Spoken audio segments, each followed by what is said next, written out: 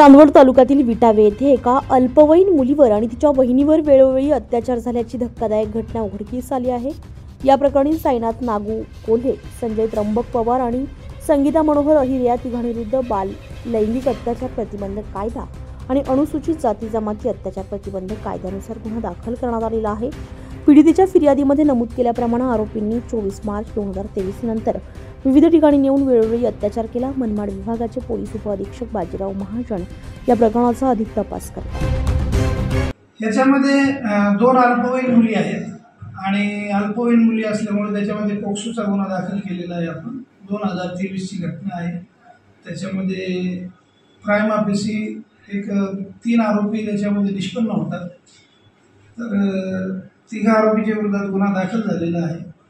आता जे काही तपासाचा भाग आहे तो तपास सुरू आहे। तपास माझ्याकडेच आहे।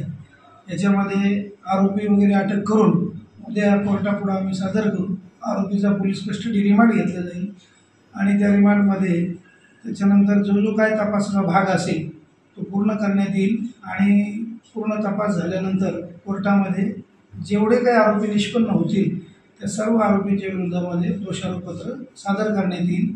आता ह्या ज्या मुली आहेत या मुली दोघेही अल्पवयीन आहेत आणि ही घटना जी आहे ही 2023 ची घटना आहे।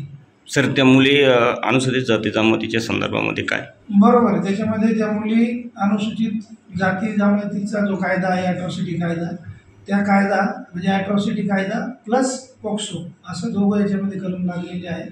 नॉन अवेलेबल सेक्शन आहे आणि त्या अनुषंगाने जी काय काळजी घ्यायला पाहिजे किंवा जे काही तपासामध्ये आवश्यक आहे, कायद्याला अभिप्रेत आहे, तो सर्व याच्यामध्ये तपास करण्यात येईल आणि लवकरात लवकर आरोपीच्या विरोधात दोषारोपपत्र सादर करण्यात येईल।